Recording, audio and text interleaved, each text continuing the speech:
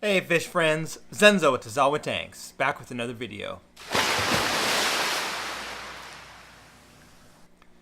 So recently someone asked me where I buy my fish from. Now I keep a lot of different fish from all over the world, a lot of different variants, but they were asking about my African cichlids in particular.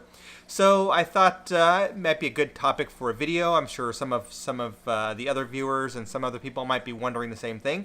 So I thought I'd share about where I buy my fish and why I buy them there. So I think what I'll do is I'll start with the Lake Tanganyika tank and talk about where I bought these fish and why I bought them there. So the Lake Tanganyika tank has three different fish in here. I have Cyprichromis leptosoma, which are those sardine-looking fish darting around on the left. I have some Burchardi in here. You can see there's one there on the top. There's a couple on top. There's a few in here. And the majority of them are Neolamprologus multifasciatus, also called multis or shellies, and those are the shell-dwelling cichlids. For the shellies and for the Cyprichromis, I had bought those from a breeder in a different state and had those shipped to me, and the Burchardi I bought locally. As far as Lake Tanganyika fish are not normally as readily available, so you kind of have to hunt around and find those, which is why I had the leptosoma, the Cyprichromis, and the multis shipped to me, but I was able to find the Burchardi locally. So anyway, that's where I got these fish. So next I'll talk about my Lake Malawi tank, which is the tank here over my shoulder. This is probably my favorite tank. It's just full of color, beautiful fish. I really enjoy it. And the stocking is continually changing. I do have a whole bunch of tanks downstairs. So if you do follow my channel, you know that I have 30 tanks. So there's a whole bunch of tanks downstairs. A lot of the fish that are in this tank sometimes go downstairs and vice versa, depending on what's going on. If someone needs a timeout, if there's some aggression, if I'm breeding.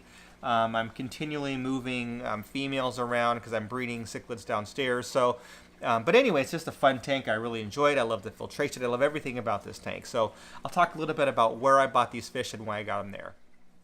So a lot of times with the Lake Malawi fish, specifically with the haps and with peacocks, is you will see a lot of unboxing videos because a lot of times people are buying them from breeders and from online stores because they're looking for a specific fish. They might say, oh, I want to get a Zimbabwe rock, or I want to get a sunshine benga or something. For me, it's not as important. You know, I'm really looking for, colorful fish, beautiful fish. Generally I want to get mostly males. It doesn't always work out that way.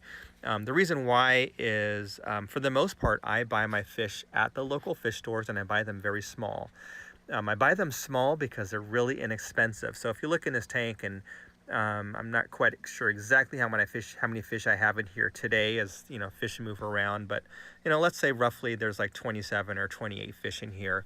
If they're $30 a pop, that's a lot of money. You're talking about, $1,000 almost worth of fish. But if you buy them small, sometimes you can get them for $3 or $4 or $5 a piece, which is the case with a lot of these fish. So what I did is I bought them small. I grew them out in various tanks, and when they grew out, then I moved them to this tank or other tanks, etc. So, for me, it's really fun to kind of go through the process of, buying them young, growing them out, and seeing how they turn up. Now, sometimes you'll end up with females, so you'll have to deal with that. Sometimes you'll see fish that were juiced, meaning that they were given hormones by the breeder, and they were made to look like males and they aren't necessarily males. So you do run that risk, but the risk versus reward is pretty low when you're talking about $4 or $5 a fish. So for the most part, I buy my fish small, I grow them out. Now I have purchased some fish online. I do have some downstairs that are breeding, but that was just kind of it happened to work out that way. It wasn't that I was looking for a specific fish. I was just talking to somebody and then ended up ordering some fish from a breeder and had them sent to me. So, but all of these fish here I bought locally, and I bought them small and grew them out. The only one actually that I didn't buy small is that OB Compressiceps hap, which you can see there on the right. I'm actually going to be selling him pretty soon, I'm sure. He's a little bit large and aggressive, so he may end up moving on. So lastly, I'll talk about my Emunah tank. The Emunah tank is just on the other side of this room over there, so you can't see it in this shot. But it's a really enjoyable tank. It's probably the tank that I see the most. And the reason why is where it's positioned. You can kind of see it from multiple spots in the house. When you're sitting on the sofa watching television, it's very close by. And it's just a really enjoyable tank for me to have. So I love Emunah. It was my first African cichlid that I ever kept, I don't know, 16 years ago or so, right around there, 15, 16 years ago, a long time ago. And so I really enjoy Emunah.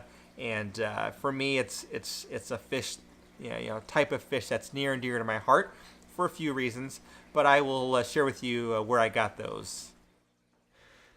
So here's the Emunah tank. I threw some brine shrimp in there just to kind of give them a treat. It makes it a lot easier when I'm trying to film, otherwise they hide.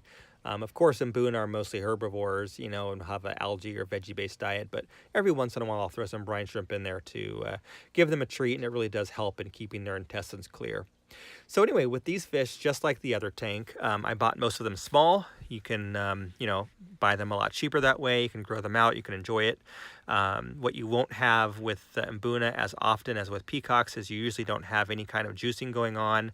So they're pretty much what you see is what you get as far as the color when you buy them, with the exception of any type of dimorphism that might happen from, female to male kind of a thing. So if they're juvenile and one color, and then when they reach sexual maturity, they will change colors.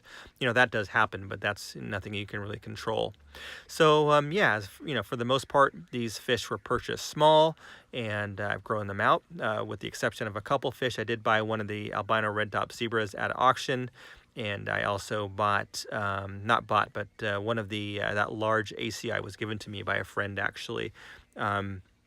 It's kind of hard to see in the shot here, but that fish is actually really large. He's probably 6 or 7 inches long and really fat. But anyway, for the most part, I bought these small, grew them out, and it's really fun to watch a really small 1-inch fish grow into a 4-inch fish right under your eyes.